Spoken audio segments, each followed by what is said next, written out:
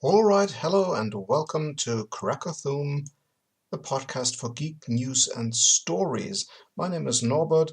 I started this whole thing, I'm running Krakka-Thoom, and I decided since I started the Facebook page for this particular endeavor quite some time ago, and I have the logo for it that a friend of mine made specifically for me, and I had the YouTube channel and everything. Well, we should really start thinking about creating content, and I know that it took quite some time till I actually got around to sitting down and producing some content. And I always believed in original content and in subjects and in products that not too many other people, or in fact no other people and no other podcasters or YouTubers had done any reporting on. And believe me, there are thousands and thousands of things out there in the comic book world and in the games world, in tabletop gaming, and in other areas and corners of geekdom and fandom, and it's still utterly fantastic and interesting, and just so many things out there. And I had picked out some stories and some current products and products that were about to come out or were being made or had been announced, all of that I really wanted to do some reporting on. And with work and with my other activities, and sometimes with just me spending a whole lot of time on Facebook and other social media, that just didn't happen so quickly. Then another thing was that I had procrastinated podcasting for such a long time that I had indeed forgotten to record properly, or how to, in fact, record properly and how to edit. I had previously done it, and I still have my old files, but they are in fact now at least 4 or 5 years in the past, and I'm not going to spend time talking about them, but the fact of the matter is that I was recording them on the very same computer that I still have and with pretty much the same software.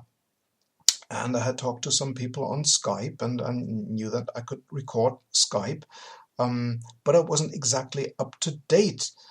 That's pretty much what that was, and that also came to bite me in the butt, you might say. Especially last week, when I made this recording, it was all a little bit weird, and I could have used a little bit more preparation, I think. Now, in the meantime, I got this straightened out for the most part, but I decided that to give you an extra little bit of entertainment, I was going to make you laugh about my extremely silly shortcomings and my absent-mindedness. Now, with the interview that you're about to hear, what had happened was that we had in fact done it. We had done the whole chat, and it was on Skype. And this is about 2 weeks in the past right now. Anyway, and we had a pretty good 2-hour conversation, my interviewee and myself. And after that was concluded, I checked and I looked, and I probably didn't pay enough attention during the recording, and it just turned out that that little program I was using had not recorded that particular chat. So there was a good 2-hour or 90-minute conversation that I really could have used and that I really wanted to have for my first long interview in quite some time. And I didn't have it. I didn't even have a file. And then I got very sad and reasonably embarrassed. But it was all a chat between friends, luckily. And I still had some free time coming up last week, and we had to arrange for another meeting, another session, and go on Skype again. Now, luckily, before that happened, I really made sure that this time I had the most current version of Skype. Now, I had checked the whole thing, and really, what had happened was that we had to record the thing again because it was for a particular Kickstarter that was already underway. I seemed to be a little bit late to the party, and so I knew pretty much when the Kickstarter period would end, and it hadn't funded yet, and I really wanted to create some attention for it, some press, you might say, and I was perfectly happy doing that. But we just needed a good, proper recording, and then before we went on a second time, I had to get that little problem out of the way, and well, sure enough, made the recording, but we were under even more time pressure the second time. The first one was actually perfectly relaxed, and that was the one that I really would have liked to use, but it doesn't exist. You'll never get it. You get this one. And we were under some pressure, and to give you a rough idea of what the situation was, I should probably tell you this. It was Friday night, and we were both running a little bit late, but we had made that particular arrangement, and then I really said, if it doesn't happen tonight, then I'm not going to get this interview, and I'm not going to bother this writer friend another time. But then there it was, and like I said, we had made the recording, but we had to make sure not to run too long. And you can probably guess that with me, that can be a problem some of the time, especially since I was coming back to podcasting and doing interviews. I was coming back, and I wanted to do so much, but I had also become quite apprehensive about the whole thing, a little bit shy and a little bit nervous, and I also had to focus on speaking my second language again. And anyway, I did, and luckily we had the recording. That wasn't the problem, but then I was going to put it into Audacity.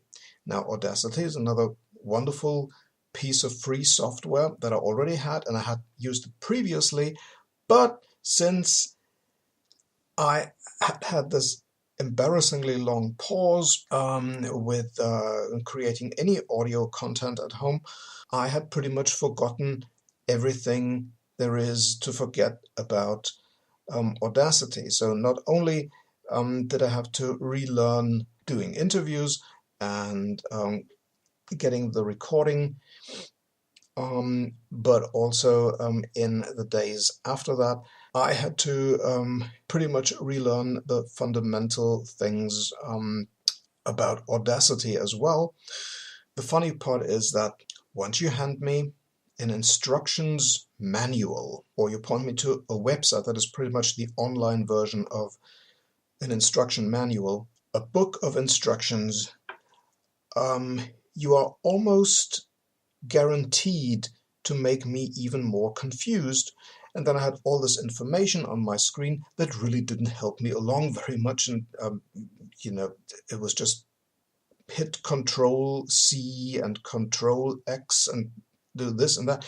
But it didn't really work when I was trying to do it the first few times following those instructions. So I knew that I had done it before, and then I basically taught myself to edit again simply by hitting keys and buttons till something happened. And while that may seem a little strange, it in fact worked out to my benefit.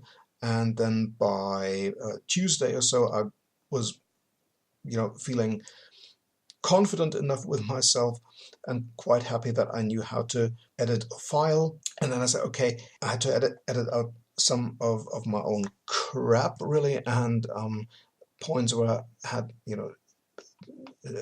too weird sounding pauses, or I was getting repetitive, or saying things that didn't really have a lot to do with that particular project on Kickstarter. I got that done. Then I said, I want a little bit of an introduction. Pretty much everyone is doing that. In podcasting, I have to do some sort of an introduction and then also a bit at the end. So I had to record that. And you can probably tell that we're using only very rudimentary equipment, and I didn't mess too much with the audio, except getting my own bits a little bit amplified in some spots where it was just too far away from this particular microphone I'm using. And again, I edited out some of my ever-present and persisting hesitations where I just go, what? Or you cannot hear very much at all. And, there were some other small mistakes and bits that I edited out. Having said that, I'm still quite happy with the final result that I got, and I hope it comes out okay when I put this whole thing on the podcast side and on my YouTube channel. So, like I said, my knowledge had pretty much been lost, and I had to completely relearn the stuff, and I had to do it in a matter of days, and luckily got it all back together. And so what you're about to hear now is, well, I'm calling it an interview, but it was more like a friendly chat between friends. And I had told my interviewee, my wonderful guest, beforehand that I didn't really want to do this strictly question number 1, question number 2, question number 3. It still kind of turned out that way, but you'll probably notice that the tone throughout was a whole lot more informal, and that is no coincidence because we have been friends for almost a decade now, and we had talked to each other all the time, also on social media and in email, and we had mutual friends. And I said, this is not going to be a formal interview. This is mainly a chat about your thing, and I want to give you this opportunity to talk it up, to promote it. Again, I was already familiar with the game, so that probably also figures into the thing you are about to hear. We did not go all the way back to basics, so we didn't talk about what a role-playing game was, or what sort of dice you used, and what the role of the game master was. While that is touched upon in the conversation, we didn't go all the way back to basics. And I should probably add, also for the sake of disclosure, that I was familiar with the previous version of this role-playing game with Hearts and Souls. I had used it all the way back in 2009, and I had used it at various events and conventions, and I had run it with friends, and it had certainly been a favorite around that time, 2009, 2010. Several years later, I had heard and I had read that the original author was very much interested in doing a rewrite of the whole thing and putting out a second edition, but he only wanted to do a second edition when all the pieces seemed right for him and it had gone through long, intensive playtesting. And we, in fact, did talk about the second edition some 4 years ago. And then another 4 years would pass, and we worked on other things and went through, other things in our lives, respectively. But the idea didn't go away. The project never got away. This is just how it sometimes works with indie game design and game writing. These things will take time, and sometimes you have to put it away for a year or 2 years, but I don't think role-playing games die easily or just fade away. There are a lot of systems that have come back in recent years, and a lot of things that came out maybe a decade ago, and to me they're still the new games. Sometimes it just takes several years for something to go through a full rewrite, because someone simply has to do the rewrite, and we all have jobs and we have other things going on in our lives, or we may be looking for work or studying, and all of that figures into the thing. But it was a great pleasure to meet again with Tim and to see this Kickstarter on the internet and getting reactions.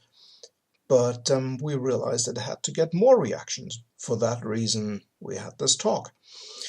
So what you're about to hear is the chat that I did last week with Timothy Kirk from Silverlion Studios. He did this rewrite and update of his first role-playing game, his first published product, Hearts and Souls. And since it was also about superheroes, and superheroes are one of my favorite things, it's just the right fit, I figured, for a comic book-based podcast named Krakka-Thoom. And without any further ado, here is the talk. Get ready. 3, 2, 1, go. Today I'm talking to my friend Tim, Timothy Kirk, who's at home now in Texas, where he's from. Tim Kirk is a game designer, has published 2 games so far, two full role-playing games. They're very different, they're both still available. In fact, the second one is high valor, sort of a high medieval fantasy game. The earlier one is now going to go into a second edition. The second edition is basically written and is now a Kickstarter. Now this Kickstarter is what we'll be talking about. Hello once more. Tim, today we met to talk primarily about your current Kickstarter. The Kickstarter campaign, of course, is for Hearts and Souls, superhero role-playing game. I'm very pleased to talk about this, I think the simplest way for me to put this is that, I'm just such a big geek for all things superhero, and I've read superhero comic books for the longest time, really. And then after the comic books, I, gradually got into gaming and into fantasy role-playing. And so it's always pleasant for me to combine the two. So I have costumed superheroes, comic book heroes, and gaming, and games with superheroes, of course. Now, your game is in exactly that genre, right? It's not just superhero based. I believe it's comic book based. It's based on the fiction of comics. It is based on the idea of generating between play a story, with the players and the GM interacting in such a way that they tell a comic book style story. There's comic book drama, there's comic book comedy, there's comic book action involved, but without taking them out of their characters' heads, because I am a person who likes the idea of immersion. So I built my tools in Hearts and Souls and Hearts and Souls 2nd Edition so that those tools are used from the character's perspective, even if the player is the one mechanically triggering them. So there are things like banter and monologues, which lets a player through their character's voice, speak up and act towards the mechanics in a way that lets them have a little bit more control. I see, yeah. This reminded me of a bunch of things, and I specifically remember reading one of the Image titles, all the way back in the 90s. It was, I'm pretty sure it was something by Image Comics, and it was back in the day when all the comic book series still had a letter column. Yeah. And I remember, not just reading the comic, but also whatever was in the letters, in the letter column. And long story short, somebody had written this letter, and they were mentioning that in a lot of superhero stories, you got 5 paragraphs of dialogue in something that should be a very short, frantic fight scene.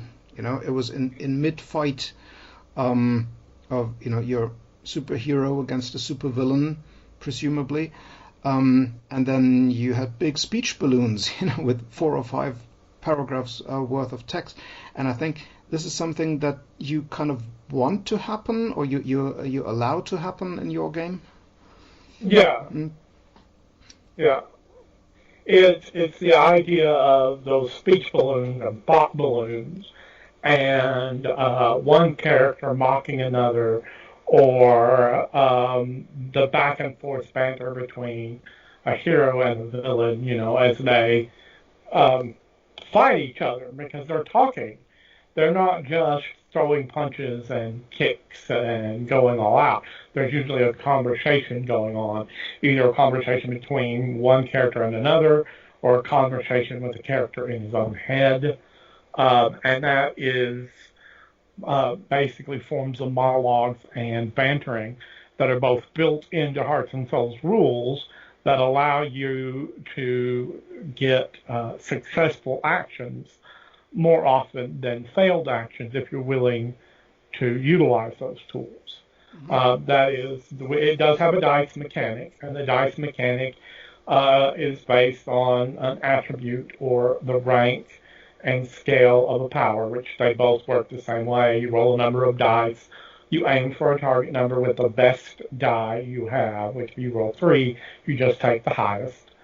And if you fail, even if all your dice miss that target number, you can still monologue or banter or to utilize one of these vocal in-character tools to re-roll those dice. Essentially, it would be like jumping between that scene of the big long paragraph and the next scene where you're landing the blow on the bad guy. That's where in between the gutters is where the dice rolls happen. You don't see those on the comic book page as often.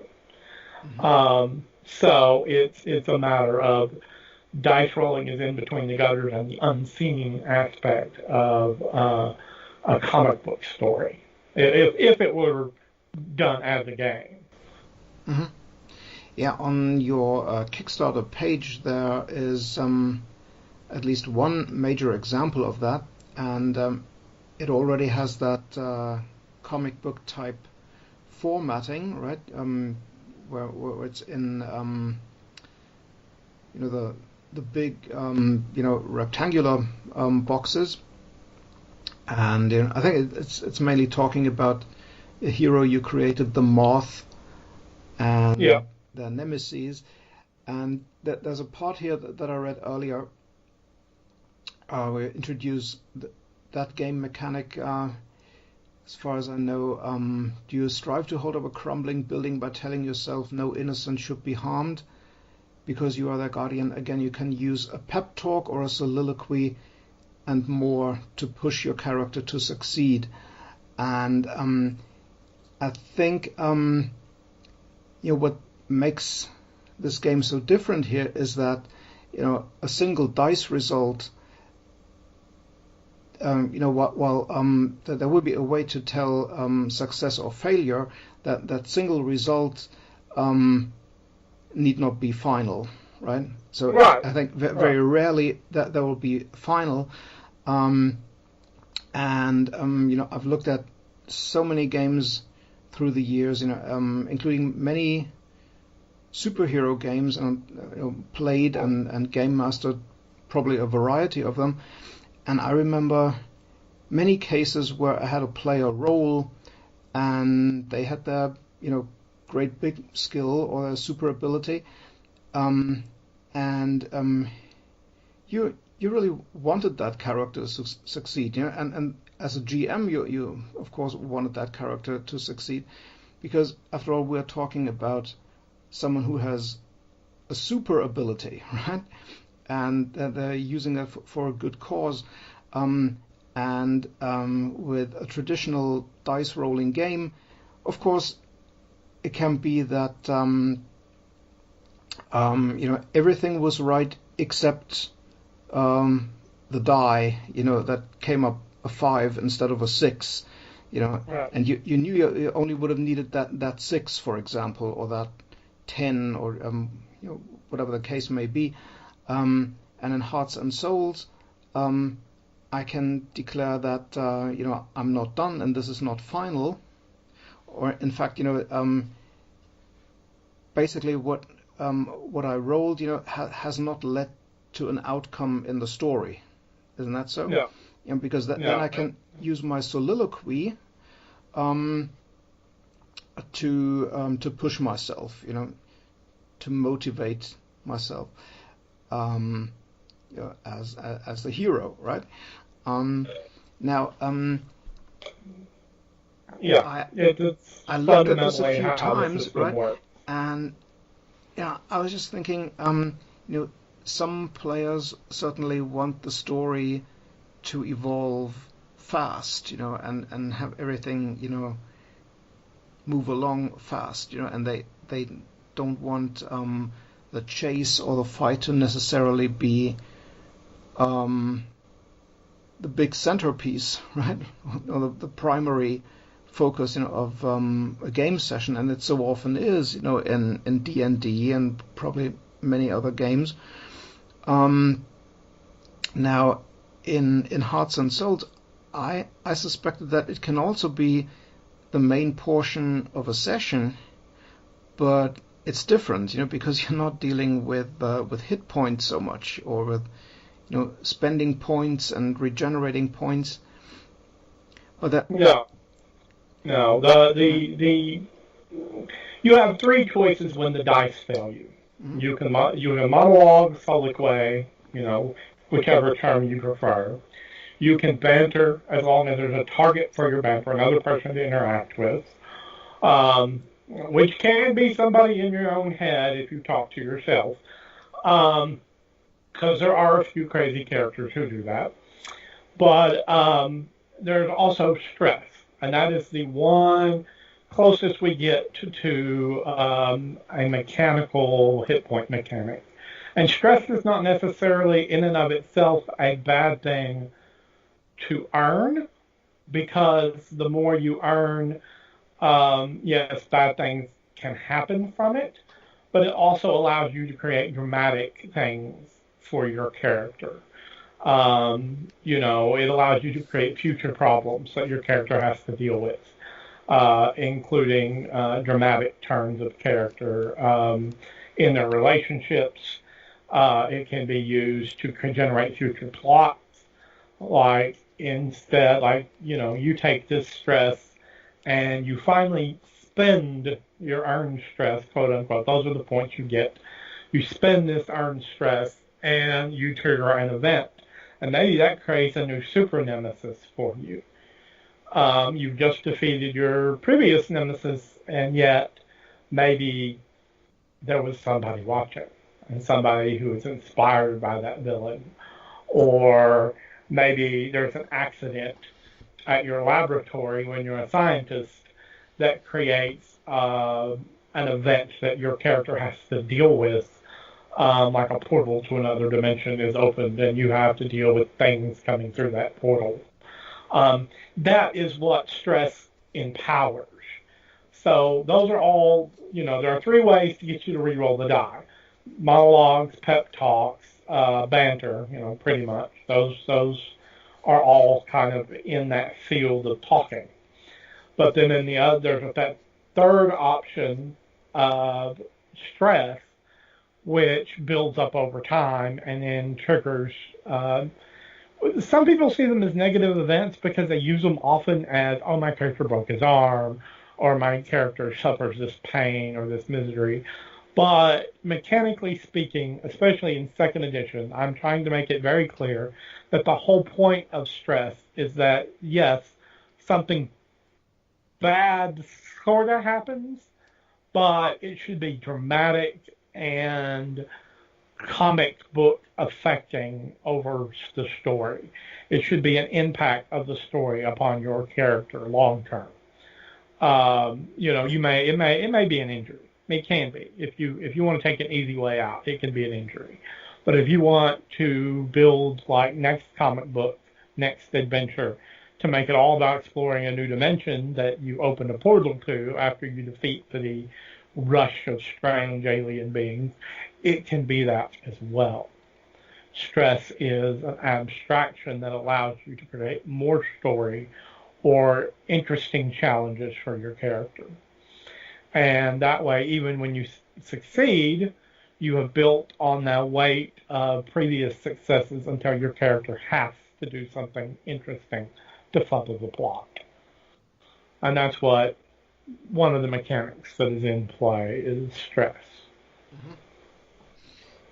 Right. So, in other words, if I got it here, the stress is a measure of, how big, how meaningful or impactful um, an event is going to be. But there will be an event that I can probably prolong or like I can what's the word, I can prolong that time till it happens, but it's going to happen, and then I create that event from what you call fallout, and that will reset the stress, right? The stress goes away, goes away. Yeah. Yeah, right. The stress goes away and it becomes fallout. And fallout is a number that hangs around until you either resolve the plot event it has created or recover over time. Because there are events, yes, you might choose that your character has broken a leg. And if you had chosen to say your character has a broken leg, so he has trouble fighting for a little while, that fallout will just fade over time as your character heals. And that is a mechanic in the game. Fallout does slowly get reduced, mechanically speaking, but it's much more interesting if it requires a role-playing event to reduce that fallout to zero again, and because it doesn't go away. I mean, it takes longer to go away than stress. Stress pretty much burns itself up, creates an event, whether that's bad for you, bad for the world, or just interesting and curious and new, depends on you, the player, and the tone of the game. Like a dark, gritty game, it may be that you have a hole in your liver. But if you're playing a more comic booky, more four-color game, it may be there's some sort of anomaly that is created by the interaction of your powers and the supervillain powers, and it's just floating there between you. And you have to figure out what this anomaly is as the supervillain flees, because you don't know if it could hurt somebody or not. It might not. That depends on your character and that character's nature, whether they want to investigate that strange, glowing field on the comic books panel and see if it's something that will go away or something they have to take actions to reverse the polarity of, or, so many different comic book plots that can be built upon an event that comes from Fallout. And that is something that's changed from first edition. In first edition, stress tended to turn into wounds or mental problems. But in second edition, it's all about creating more story. Whether that's story that takes a little time and to heal, or story that makes it more dramatic when you finally beat the villain, or whether that creates a completely different new plot line to follow. It's up to you and the editor, who what we call the game master, to figure out. Mm-hmm. Because Hearts and Souls is a game built upon playing the kind of comic book events out that you want to see. And so, you choose your tone, whether you want it realistic or you want it four color or you want it like a cartoon, because cartoon supers often have less serious long-term problems than comic book supers do, because they may only have this 1 hour to tell this complete story, not 16 issues of a comic book. Also, the audience tends to skew younger, and expectations will be different, and regulations. It's a cartoon that has to be right for children in a way. But I'm fascinated by the way this game facilitates finding plot hooks, because I'm not traditionally very good with plot hooks or coming up with a story. I mean, now with experience, I think after so many years, I can pull a few ideas out of a hat, if you will. But historically, I've always found it hard to come up with an original story, or to tell a story that would really, involve and compel the other players at the table. And so many of the published superhero games seem to be so focused on having precise rules for energy beams, or they have, however many ways to explain super speed. Right. Right. And I mean, we do have a list of superpowers, but they are also. Really? You're going to interrupt me talking?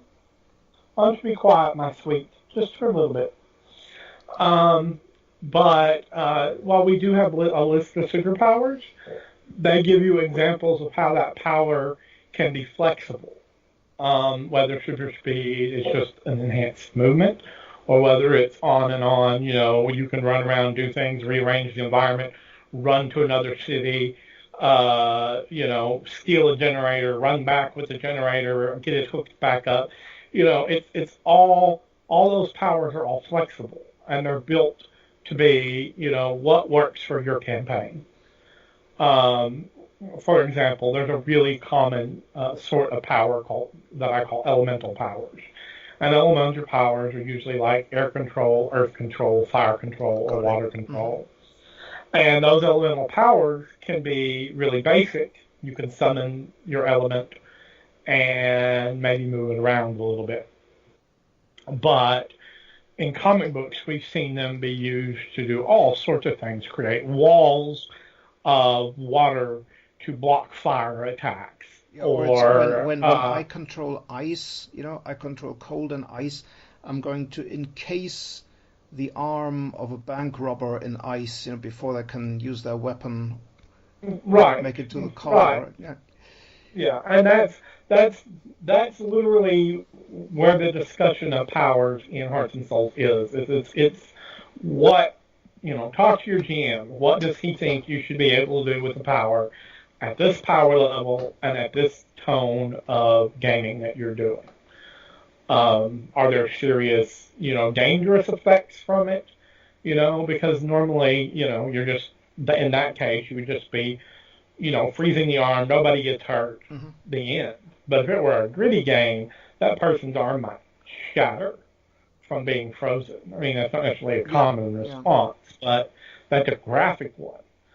Not my preferred mode of play. My preferred mode of play is full color, which is sort of it's what I call modern retro reconstruction, which is modern age comics in which we look fondly upon the silver and golden ages, and we take the best of that and add in drama and story elements that create interesting character dialogues and relationships. And it doesn't really fit any specific age, but the closest age it fit would probably be late 1970s to early 1980s at Marvel Comics. That would be the closest I would say. But it is mostly defined in many ways in modern day by the comic series Astro City. Astro City has touched upon the Dark Age in some of its stories, but it is very much tends to be a hopeful comic that's telling good stories, and not always just about the superheroes. Sometimes it's telling stories about the people around the superheroes and how they're impacted by the superheroes. And that is really a heavy inspiration, especially for Hearts and Souls second edition, is to, take the best of our heroic ideals, but to give them enough weight to make them believable as stories to a modern audience. And we see that's pretty common. That's what the cinema, the films, and some of the more recent cartoons have done with the stories is give you some real weight to what happens. But still, it's telling a fundamentally hopeful story. So that's Hearts and Souls in a nutshell. Mm-hmm. Yeah, earlier I was thinking about even the name choice sort of point you into that direction. I made Hearts and Souls a quirky named superhero game, unusual name in other words, because it's about what the core of that hero or heroine stands for.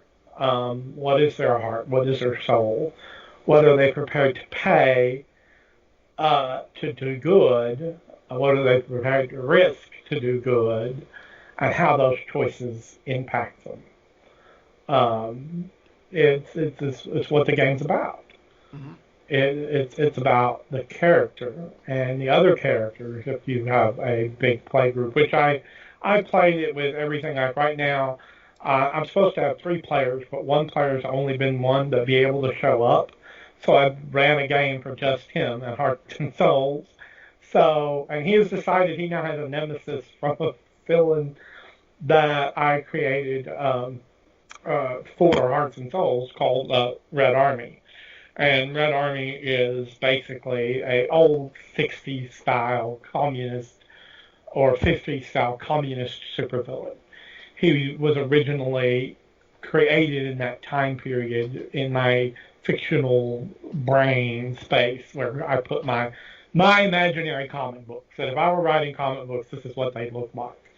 And Red Army is literally a communist individual who believed in that ideal of communism and was transformed into a colony of ants. So he literally is a Red Army, army ants.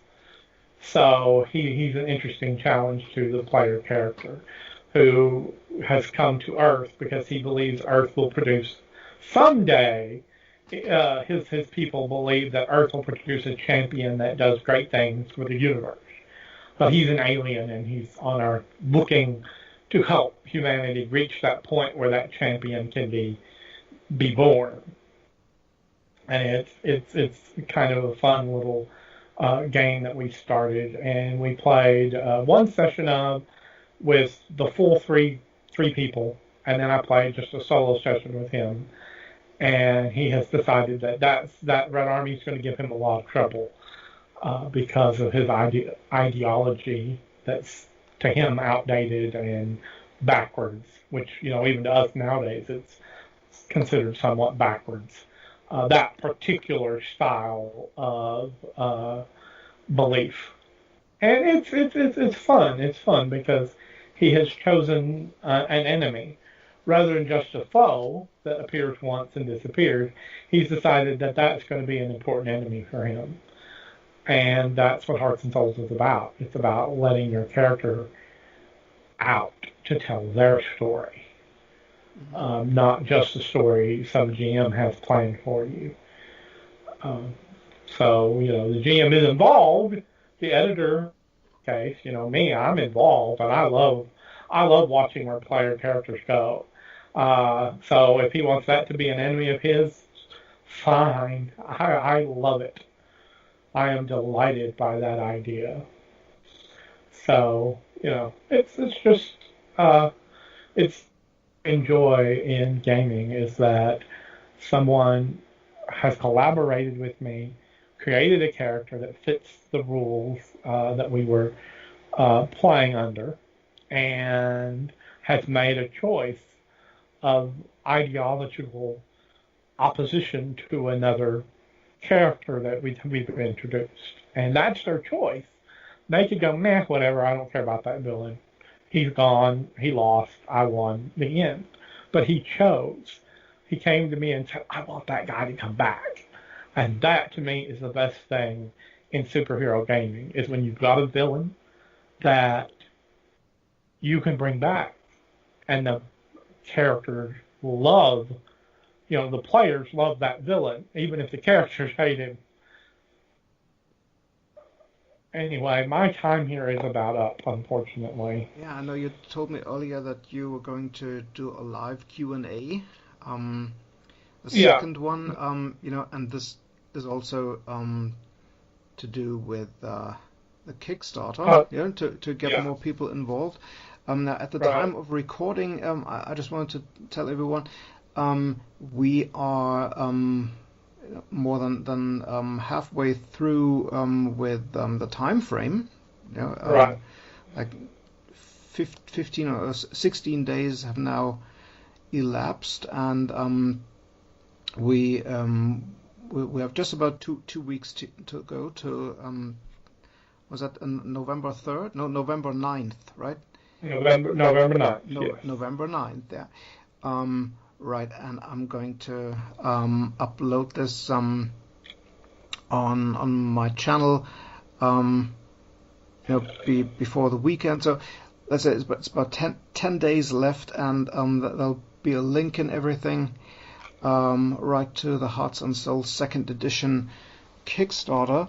And it is really worth looking at, and I think there's a whole superhero world, a setting that you created, and that we may yet see. I've got a timeline that people can utilize to build from, stories from, or can reject if they choose. And I've got a pocket guide to a city that they can use as well. And why I call it a pocket guide is because if, for example, we actually managed to blow the top off this Kickstarter, which it's going slow. So I'll be honest, we may not. But if we were to blow the top off this Kickstarter, that might need to be a whole book on its own, because I can detail everything about that one particular city, and I'd like to detail a lot about the world around that city. But in the core book, there will be the timeline and a pocket guide that covers several major important areas of the fictional city that players, GMs, editors can use, whether they want, or if they want to ditch it, they can, because there are also tools in the game to build your own city. Or if you want to scale it up, you can build your own world or your own, galactic system if you want to go that far.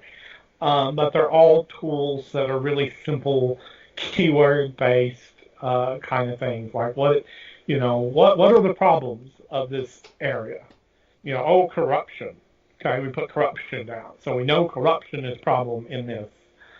And that's kind of what the city building and world building tools are built around, are keywords that are both good and negative, and just putting those together to build a world with your players that will be fun to play in. And I thank you, Norbert, for doing this chat. I appreciate it a great deal, for giving me a voice to put out there. The number of people who have been supporting me and helping me has just been wonderful. Even if we don't, for some reason, don't make the top end of the Kickstarter, I am deeply moved by the number of people who have worked quite hard with their own time to benefit this little game. And I thank them from the bottom of my heart. Oh, absolutely. Thank you too, Tim. I'm not going to lie. That there would be other questions and other superhero things to chat about, maybe some other time. But I'm not keeping you tonight. I know you're on that schedule, so I'm not keeping you. Yeah. Okay, I'll join you for a live chat later, and then I'll edit this to make it great. All right, that'll be great. Mm-hmm. So have a good night and good week, and again, I wish you lots of success, and I'm going to reiterate it for the people listening and the people just looking at that site. It's so creative, it's fast, it's original, it doesn't require a lot of numbers, and recommend it a lot. Thank you. Thank you very much for listening to this first international interview episode of the Krakka-Thoom audio podcast. I enjoyed very much making it for you. I hope you'll all take a little time to check out the Kickstarter for the Hearts and Souls superhero role-playing game while it's still up in its last few days under the current Kickstarter. It can really use your support, and even if you don't want to dedicate a sum of money to it, you can still spread the news and point other people to it, or point people to the Silverlion Studios website or the Facebook page or Twitter, all of those. You can in fact still find the original earlier edition of Hearts and Souls. That book is not going anywhere. It is still out as a PDF. It does not have a price tag. Instead, it has a pay what you like. You can get it for absolutely $0, but you can pay what you think is appropriate if you want to support the artist, the writer, in his game publishing venture, and want to encourage him making more product in that vein. Every little bit, of course, helps. So it's a pay what you like PDF, and you can still find it as a print-on-demand book. That is the one that I have at home. The print-on-demand version is available through Lulu. You can find all those links under this file, and you can find my own information there, and I hope you'll be back. There'll be more Krakka-Thoom very soon. Now, at this point, I cannot promise you whether the next episode is going to be in English or German. it's going to be in one of the two languages, because I have game designers from both languages lined up or listed, on my personal shortlist. There'll be various people that I want to talk to, not only game designers, a lot of people from different fields. And some people have expressed an interest in coming on as co-hosts or something, and a lot of those things are still in flux and will be determined soon. At the moment, I just want to thank you for listening and wish you a great day, a great week, and have fun. Be safe. Take care. Thank you very much.